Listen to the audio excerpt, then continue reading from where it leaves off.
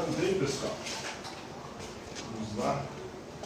Então, dando continuidade ao nosso estudo da filosofia moderna, hoje nós vamos falar das duas principais correntes filosóficas modernas que tratam a questão do conhecimento. Que é o empirismo que vai se desenvolver principalmente na Grã-Bretanha, no Reino Unido, na Inglaterra, na Escócia, na Irlanda, e o racionalismo, que é outra corrente filosófica, vai se desenvolver mais na parte continental da Europa, não na região ali do Reino Unido. Então, qual que é a diferença entre essas duas correntes filosóficas? Elas vão divergir sobre a origem do conhecimento. Qual que é o princípio e origem de todo conhecimento? Como nós conhecemos? Nós conhecemos graças a quê? Lá no racionalismo, nós conhecemos graças à razão. O próprio nome já diz, né? A fonte, o princípio, a origem de todo conhecimento é a razão. Enquanto o empirismo vai dizer que a fonte, a origem, o princípio do conhecimento é a experiência sensível. Ou seja, tudo que nós conhecemos graças aos sentidos. Quais sentidos? Os 5 sentidos. Quais são os 5 sentidos que nós usamos para conhecer o mundo?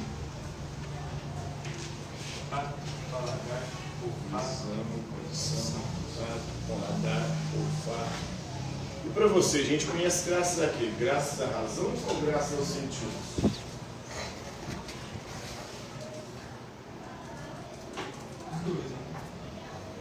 Não falo os dois, mas a briga ali era entre um e outro. Por exemplo, os racionalistas diziam que os sentidos nos enganam. Não podemos confiar neles como fonte de conhecimento. A visão nos engana, a audição nos engana, o tato, o paladar, o olfato. Por isso, os 5 sentidos não são fontes confiáveis de conhecimento. Então, o único conhecimento certo, seguro e verdadeiro é aquele que vem da razão. Só ele é exato. Por exemplo, o conhecimento ideal racional para os racionalistas é a matemática. A matemática é exata. 2 mais 2 é 4. Agora, no mundo sensível, nem sempre 2 mais 2 vai dar 4. Se pegar 2 gotas de água mais 2 gotas de água e jogar no mesmo recipiente, dá 4 gotas de água? Não. Então, as coisas são um pouco diferentes no mundo sensível. O racionalismo critica o empirismo nesse aspecto, dizendo que a razão é a fonte e origem de todo conhecimento. Já o empirismo vai dizer o seguinte: a razão sem os sentidos não é nada. Porque tudo que nós conhecemos ou porque vimos, ou porque ouvimos, ou porque sentimos o cheiro, o sabor, ou tocamos. A própria matemática, para você conhecer, você precisa usar os sentidos. Aprender vendo e ouvindo como se resolvem os problemas matemáticos. Aí vai ficar essa briga aí, né? Então o empirismo ele vai desenvolver principalmente no Reino Unido, na Grã-Bretanha, e para eles o conhecimento parte da experiência. Então o desenvolvimento da ciência moderna ela vai se dar a partir ali ou nos séculos 16 e 17, aqui que nasce a ciência moderna, e a ciência moderna vai ter 2 bases, 2 princípios: a razão e a experiência. A razão para elaborar as teorias, para explicar aquilo que a gente adquire através da experiência sensível dos 5 sentidos. Então inseriu-se aí um contexto de questionamento sobre os critérios e os métodos para a observação de conhecimento verdadeiro. Então qual que é o caminho? Qual que é o critério? Como que eu faço para chegar a um conhecimento certo, seguro e verdadeiro? Essa é a grande preocupação dos pensadores, dos filósofos modernos, né? Em consequência, foi na Idade Moderna, a gente já viu, a Idade Moderna ela vai do século XV ao século XVIII.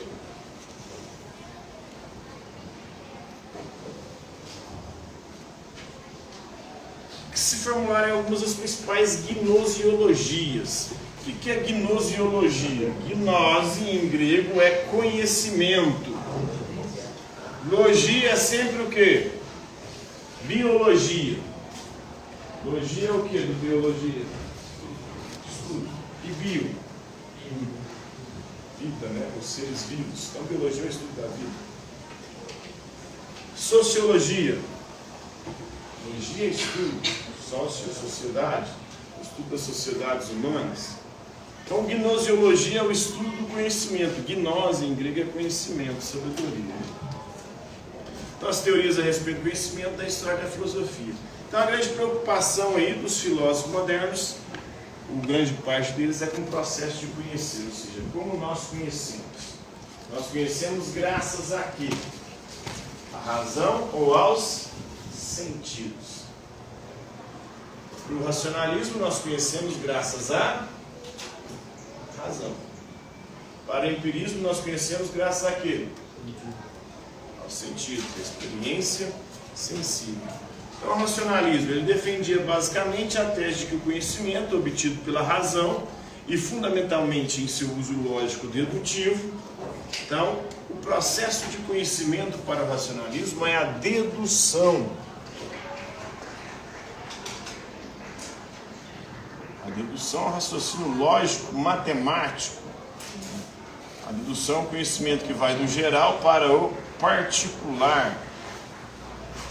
Que nós usamos na lógica. Não sei se vocês estudaram a lógica de Aristóteles no ano passado. A lógica de Aristóteles é uma lógica dedutiva. E nessa lógica ele vai trabalhar alguns conceitos, como silogismos. O que é um silogismo? É quando você parte de conhecimentos gerais para chegar a conhecimentos particulares. Por exemplo, todo ser humano é mortal. Vocês concordam com essa frase? Todo mundo que tentou provar o contrário não sobreviveu, né?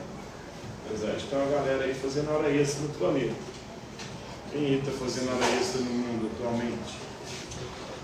O povo que vem da época dos dinossauros aí. Todo ser humano é mortal. Sócrates é um ser humano. Logo, Sócrates é mortal. Isso é um raciocínio dedutivo. A dedução é o contrário da indução. E a indução é o método de conhecimento do empirismo. A indução é o método de conhecimento que vai do particular para o geral.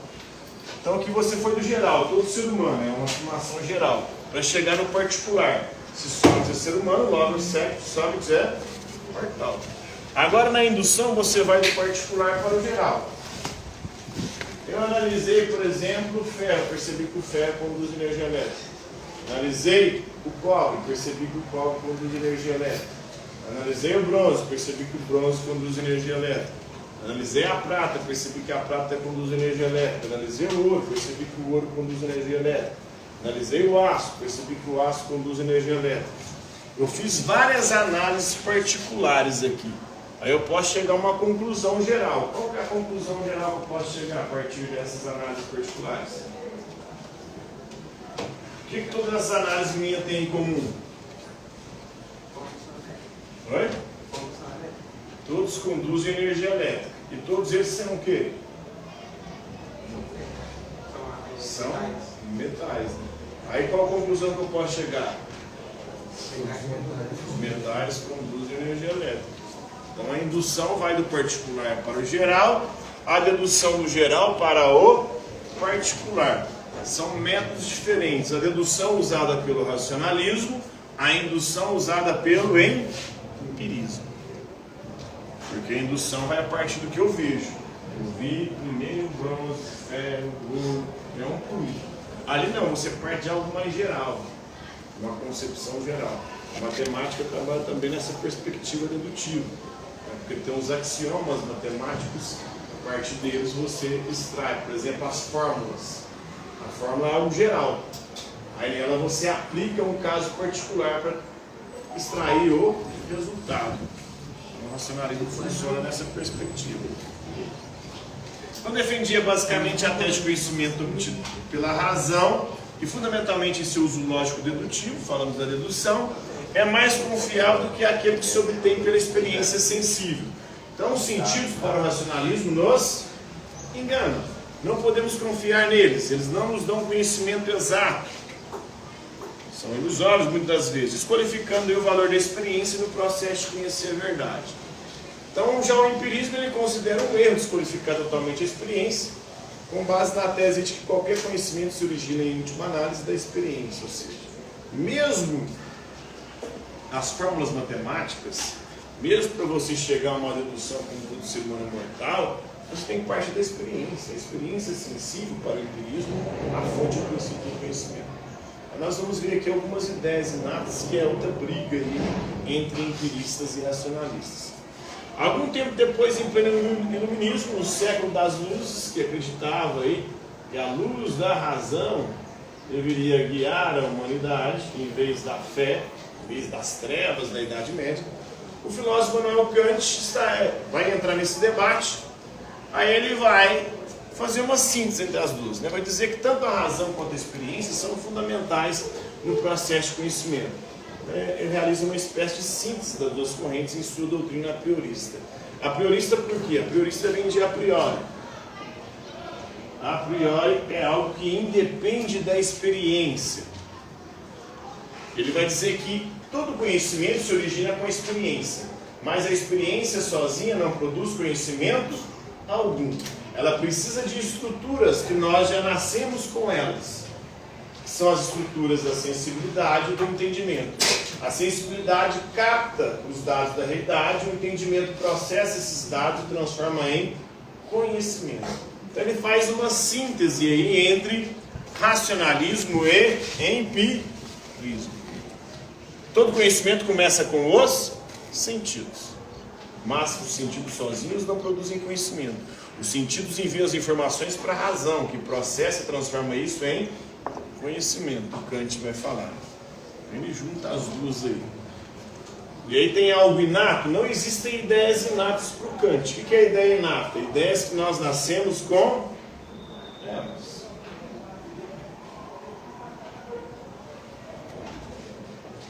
Mas nós nascemos com a capacidade de conhecer, com as estruturas que propiciam ou que nos dão a oportunidade de chegar ao conhecimento. Os racionalistas defendem que existem ideias inatas, ou seja, quando a gente já nasce com algumas ideias. Por exemplo, Descartes. Descartes vai dizer que a ideia de Deus é uma ideia inata. Por que a ideia de Deus seria uma ideia inata para Descartes? Porque ninguém nunca viu, nem ouviu, nem tocou, nem sentiu o cheiro, nem o sabor de Deus. Então, nós só poderíamos ter nascido com essa ideia. De onde a gente tirou essa ideia? Segundo ele, foi o próprio Deus quem colocou essa ideia na nossa alma quando a gente nasceu. Assim como a ideia de perfeição. Ninguém nunca viu nada perfeito. De onde a gente tirou essa ideia? Uma ideia inata. A matemática, as estruturas matemáticas que a gente encontra no mundo, mas na verdade essas estruturas já estão dentro da nossa mente quando a gente nasce. São ideias inatas, segundo o Descartes. Então, um dos principais argumentos de Descartes para justificar sua concepção inatista, ou seja, que existem ideias inatas, era a sua suposição a respeito da existência de ideias fundadoras do conhecimento, as chamadas ideias inatas. Entre os principais defensores do natismo no processo de conhecimento, tem Platão, na antiguidade, mas Platão acreditava que a gente tem ideias inatas por quê? Porque a nossa alma ela é imortal. E para Platão, a nossa alma passa por um ciclo de reencarnações. É a metempsicose, a migração das almas. Para Platão, a nossa alma já sabia de todas as coisas. Ela vivia no mundo das ideias. Mas ela cometeu um pecado e foi expulsa de lá. E aí o castigo da nossa alma é se reencarnar sucessivas vezes num corpo. O corpo é o cárcere, é a prisão e o castigo para a alma. Então a alma passa por um ciclo de reencarnações. A cada vez que a nossa alma se reencarna, ela passa por um rio chamado Léter, que é o rio do esquecimento. Ela esquece tudo. E depois, ao longo da vida, a gente pode recordar aquilo que a nossa alma já sabia. Para Platão, a gente não aprende nada novo. Conhecer é recordar. Recordar aquilo que a nossa alma já sabia de reencarnações anteriores. Então, esse é o inatismo de Platão. Santo Agostinho não acredita em reencarnação, porque ele é cristão. Então, para ele, a verdade e as ideias inatas são colocadas na nossa alma quando a gente nasce pelo próprio Deus. Aí se assemelha um pouco àquilo que depois Descartes vai dizer. É o próprio Deus que coloca algumas ideias na nossa mente, uma própria ideia de Deus. Então, É isso aí. Já para os empiristas não existe ideia inata nenhuma. Quando a gente nasce, a gente é uma tábua rasa, ou seja, uma folha de papel em todas as ideias, ou seja, esse papel que é a nossa mente, né, elas serão escritas através das experiências, ou seja, através dos sentidos. Por exemplo, a ideia de Deus. Como é que eu aprendi essa ideia? Alguém me ensinou essa ideia. Eu vi e ouvi alguém falando sobre isso. E aí eu formulei essa ideia. Só que aí temos um problema. E os primeiros seres humanos? Quem contou para eles sobre a ideia de Deus? Então, é essa briga aí que vai ser o tema da filosofia, ou boa parte do estudo da filosofia moderna. Compreendeu? Alguma dúvida? Tranquilo? Favorável? Então por hoje é isso aí, galera.